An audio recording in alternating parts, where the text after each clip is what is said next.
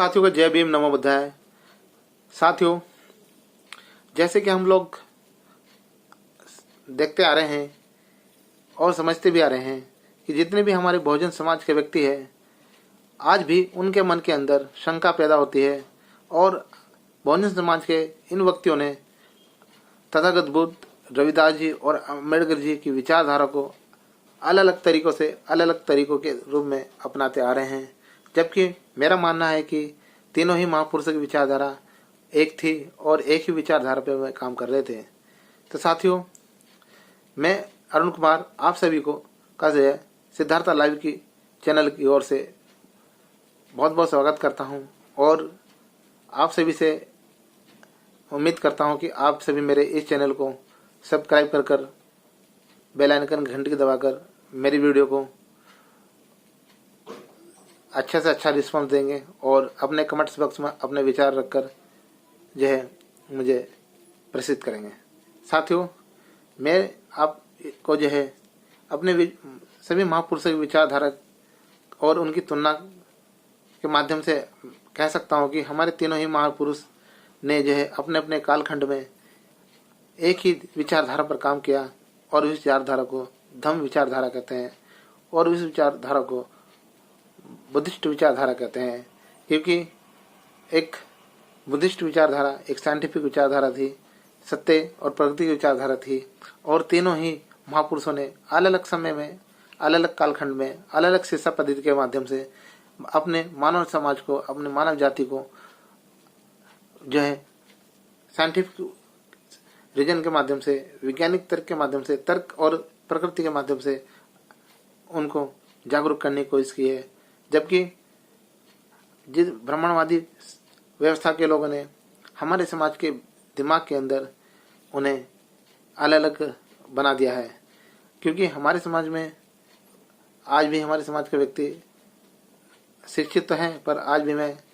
गुलाम है, क्योंकि जो व्यक्ति अपने महापुरुषों की विचारधारा को नहीं समझ सकता और ब्राह्मणवादी विचारधारा को अपनाकर अपने ही महापुरुषों को ब्राह्मणवादी व्यवस्था में और ब्राह्मणवादी तरीकों से उन्हें पूजने की पद्धति करता है, उन्हें मानने की पद्धति करता है और उन्हें दिखाने की पद्धति करता है, तो आप समझ सकते हैं कि मैं आज भी गुलाम है। क्योंकि जिन व्यक्तियों ने अपने महापुरुषों को ही ब्राह्मणवादी तरीकों से पूजने का काम कर दिया, उन्हें समझने का काम कर दिया और उनके निवास उनके स्थानों को भी ब्राह्मणवादी स्थानों में बदल दिया, तो हम मान सकते हैं कि हमारे जितने भी बहुजन समाज के व्यक्ति हैं वे आज भी ब्राह्मणवादी व्यवस्था के गुलाम हैं और गुलाम बनकर अपने ही और उनकी ही विचारधारा को आगे बढ़ाने का काम कर रहे हैं। साथ ही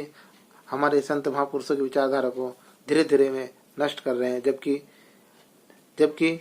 तीनों ही महापुरुषों की विचारधारा एक थी और एक ही बहुजन मूवमेंट पर काम कर रहे थे, वह थी मानव मानव एक समान। तो साथियों, मैं कुछ अपने विचार इस प्रकार से रखता हूँ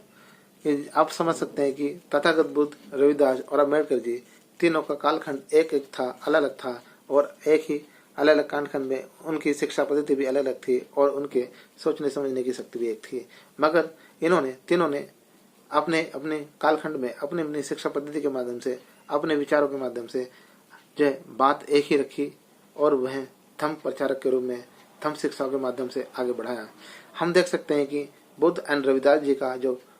कालखंड था वह 2000 वर्षों का था और उसी प्रकार रविदास जी और अम्बेडकर जी का जो कालखंड था वह 500 वर्षों का था। आप देख सकते हैं कि इतने कालखंड होने के बावजूद भी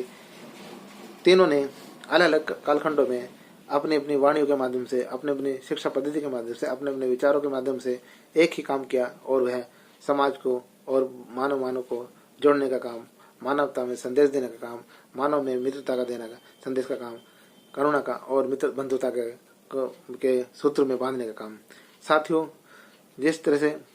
हम समानता की बात करते हैं तो समानता के अनुरूप हम देख सकते हैं कि तीनों ही महापुरुषों ने जाति का खंडन किया, समानता में बांधने की कोशिश की और ये हम नहीं कह रहे हैं, ये हम उनकी वाणियों से और उनके विचारों से कह सकते हैं कि वे क्या कहते थे। तो साथियों, आज हम देख सकते हैं कि किस तरह से उन्होंने समतामूलक समाज बनाने की कोशिश करी, किस तरह से उन्होंने समाज को जागरूक करने की कोशिश की और किस तरह से तीनों ही महापुरुषों ने नारी सम्मान और उनके अधिकार की बात करी। ये हम उनकी वाणियों और उनके विचारधारा से कह सकते हैं। साथ ही बोधिसत्व डॉक्टर बाबा साहब भीमराव अम्बेडकर जी ने संत रविदास जी और बुद्ध की विचारधारा को अपनी शिक्षाओं के माध्यम से उन्हें आगे बढ़ाने का काम किया, और जो उन्होंने आगे बढ़ाने के रूप में उन्होंने धम्म का प्रचार किया। उन्होंने बुद्धानी धम्मा देकर, साथ ही भारतीय संविधान देकर हमें मानव एकता में जोड़ने की कोशिश करी और हम सबको मानव एक समान बनाया। तो साथियों, देख सकते हैं कि सबसे पहले जाति का विखंडन के माध्यम से हम देख सकते हैं कि कैसे उन्होंने हमें समझाया कि हमारी महापुरुषों की वाणी एक जैसी है। तो रविदास जी का एक सूत्र है, एक दोहा है, जिसे हम आप सभी के माध्यम से बता सकते हैं। कहते हैं, रविदास जी कहते हैं कि जात जात में जात है, तिंत कैलन के बात, रैदास न मानु मानुख, बन सके जब जात ना जात। यानी कि सतगुरु रविदास जी महाराज अपनी वाणियों में कहते हैं कि स्थापित रूढ़िवादी जनित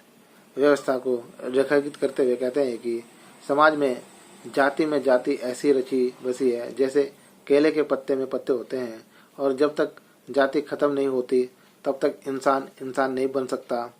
और अगर इस पद को एक लाइन में कहा जाए तो हम इस प्रकार से कह सकते हैं कि संत रविदास जी महाराज जाति व्यवस्था को तोड़ना चाहते थे। वही जो भगवान बुद्ध ने किया, भगवान बुद्ध ने भी सभी समाजों को की महिलाओं पुरुषों को अपने संग में स्थान देकर उनके बीच जाति के अलगाव को तोड़ने का काम किया।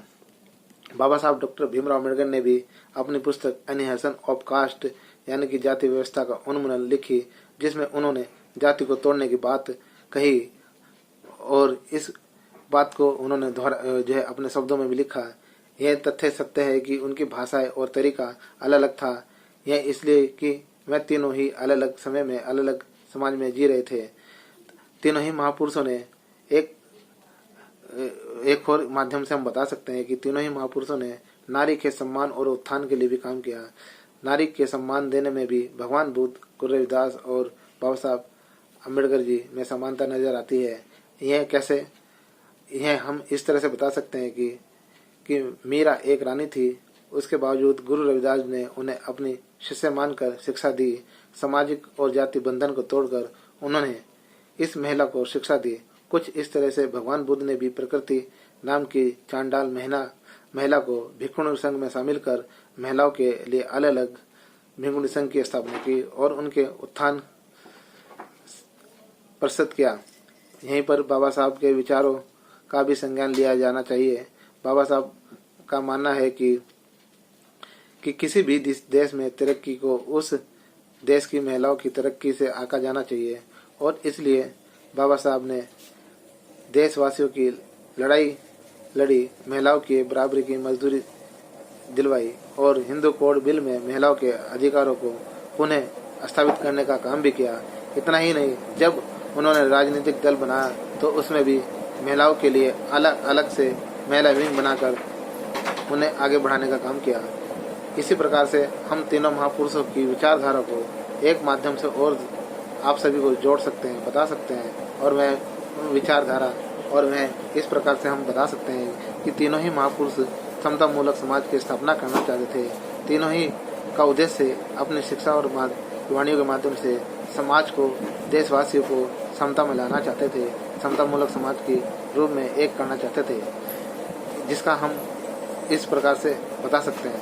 तथागत बुद्ध, गुरु रविदास और बाबा साहब की सोच में समानता लगती है कि वह समानता मूलक समाज की स्थापना चाहते थे। गुरु रविदास की वाणी में ये देख सकते हैं आप, ऐसा चाहू राज में जहाँ मिले सबन को अन्न, छोट बड़े सम बसे रैदास रहे पसंद। इससे साफ होता है कि गुरु महाराज रविदास जी के समय में छोटे बड़े का कोई भेद नहीं था, सबको खाना मिल रहा था और सभी खुशहाल थे। तभी गुरु रविदास जी कहते हैं कि मुझे एक ऐसा समाज चाहिए जहाँ सभी सम्मान से जी सके जहाँ सबका सम्मान हो और सभी को खाने पीने के लिए अनाज मिल जाए। जहाँ तक समानता की बात है तो तथागत बुद्ध ने अपने संघों में सभी को समान बताया, ना कोई अमीर ना कोई गरीब कोई, क्योंकि संघ में व्यक्तिगत संपत्ति रखना वर्जित था। जो भी संपत्ति भिक्षा में भिक्षुओं को मिलती थी वह संघ की होती थी। भिक्षु के पास संपत्ति के नाम पर उसका चीवर, दान पत्र, सुई, धागा आदि ही होते थे। संघ में समानता के प्रमाण में एक कहानी प्रचलित है। ठंड के समय में भगवान बुद्ध के घर से एक गर्म टोपी आई और इस मंतव्य से कि भगवान उस टोपी को पहन लगेंगे, पर तथागत बुद्ध ने संघ में सभी भिक्षु बराबर है के सिद्धांत का पालन करते हुए टोपी पहनने से मना कर दिया और शर्त रखी कि मैं टोपी केवल इस शर्त पर पहनूंगा जब सभी भिक्षुओं के लिए टोपी लाई जाए, अन्यथा नहीं पहनूंगा। ऐसी थी समानता तथागत बुद्ध भगवान की। साथियों, यही समानता अमृतदास जी की वाणियों में भी मिलता है और तथागत बोधिसत्व बाबा साहब भी यही चाहते थे। यहीं से बाबा साहब डॉक्टर अम्बेडकर ने समता का पाठ पढ़ा और जब उन्होंने संविधान की प्रस्तावना लिखी तो उसमें राष्ट्र के संविधान की यही लक्ष्य रखा कि हम भारत के लोग समता, स्वतंत्रता, बंधुता और सामाजिक न्याय की समाज में स्थापित करेंगे। लेकिन बाबा साहब ने समता एवं स्वतंत्रता के ऊपर बंधुता को स्थान दिया और कहा कि स्वतंत्रता और बंधुता में मैंने फ्रांसीसी क्रांति से नहीं लिया है, यह तो मैंने अपने गुरु तथागत बुद्ध से लिया है। प्रश्न उठता है कि बाबा साहब ने बंधुत्व यानी भाईचारे को समता और स्वतंत्रता से ऊपर क्यों रखा? ऐसा इसलिए क्योंकि बाबा साहब डॉक्टर भीमराव अम्बेडकर का मानना था कि आप समता के लिए कानून बना सकते हैं, स्वतंत्रता के लिए कानून बना सकते हैं, लेकिन बंधुता के लिए कानून नहीं बना सकते। इसलिए समता स्वतंत्रता के लिए भाईचारा आवश्यक है। तथागत बुद्ध ने भी मैत्री एवं संघ बनाने पर इसलिए ही बहुत जोर दिया था। मैत्री पर गुरु रविदास जी कहते हैं कि कह रविदास खलास हमारा, जो हम शहरी सो मित हमारा, यानी कि हमारे साथ रहने वाले सभी हमारे मित होने चाहिए। और इसलिए गुरु रविदास जी ने बेगमपुरा की कल्पना की और एक ऐसा समाज जहाँ कोई दुख, दर्द, शोषण न हो। तो वह कहते हैं कि बेगमपुरा शहर को नाऊ, दुख अंधोही नहीं तू उठाऊ। तो इस दोहे के अनुसार तथा रविदास जी कहते हैं कि वेदों की महिमा को भी तीनों ने नकारा। तथागत बुद्ध ने तो वेदों को स्वीकार नहीं किया। बाबा साहब अम्बेडकर ने लिखा है कि इन संसार में शाश्वत सत्य नहीं है, कि कोई भी चीज प्रश्न या अन्वेषण से परे नहीं है, यानी सब कुछ पर प्रश्न किया जा सकता है। और गुरु रविदास जी महाराज ने तो यहाँ तक कहा है कि चारों वेद करो खदोड़ी, यानी चारों वेदों का मैंने खंडन किया। और इसी कड़ी में हमें याद रखना चाहिए कि संत रविदास जी जन्म को नहीं कार्य को प्रधानता मानते हैं और कहते हैं, रविदास जन्म के कारणे होत न कोई नीच, मानुक को नीच करे जाती है ओछे काम की चीज, यानी जन्म से कोई नीच नहीं होता और ओछे काम से कोई नीच नहीं होता। उपरोक्त उदाहरणों से, उपरोक्त वाणियों से हम कह सकते हैं कि तथागत बुद्ध, संत रविदास जी और बाबा साहब डॉक्टर भीमराव अम्बेडकर जी के विचारों में काफ़ी समानता है। वे वास्तविकता में मानव जाति की मुक्ति का आंदोलन चला रहे थे। अगर हम इनको सच्ची आदरांजलि देना चाहते हैं या उनके मिशन को पूरा करना चाहते हैं तो हम इनके विचारों का मानव जाति में प्रचार प्रसार करना चाहिए और मानव को जोड़ने का काम करना चाहिए तथा मानव को जो है ब्राह्मणवादी व्यवस्था से निकालकर आडंबर, पाखंडवाद और अंधविश्वास से दूर करना चाहिए। तभी हम अपने जो है अपने सभी महापुरुषों की विचारधारा को अपने देशवासियों में और सभी जाति धर्म के व्यक्तियों को हम ब्राह्मण व्यवस्था से निकाल सकते हैं और फिर से अपने संत महापुरुषों के विचारों पर चलकर, उनकी शिक्षाओं पर चलकर हम उनके सपने को साकार कर सकते हैं। जो सपना जो है हम हमारे महापुरुषों ने देखा था, जो सपना बोधिसत्व डॉक्टर भीमराव अम्बेडकर जी ने देखा था, उस सपने को साकार करने के लिए हमें फिर से उनके विचारों पर चलकर और उन्हें अलग अलग विचारधारा में न रखकर, उनकी विचारधारा सिर्फ और सिर्फ धम्म विचारधारा थी, बुद्धिस्ट विचारधारा थी और विदेश विचारधारा पर ही चलकर हम लोगों को फिर से प्रबुद्ध भारत बनाना है, फिर से बौद्धमय भारत बनाकर अपने सभी संत महापुरुषों की विचारधारा को सफल बनाना है। इसी के साथ यदि आप सभी को मेरे विचार अच्छे लगते हैं तो मेरे इस वीडियो को आप सभी को जय भीम नमो बुद्धाय।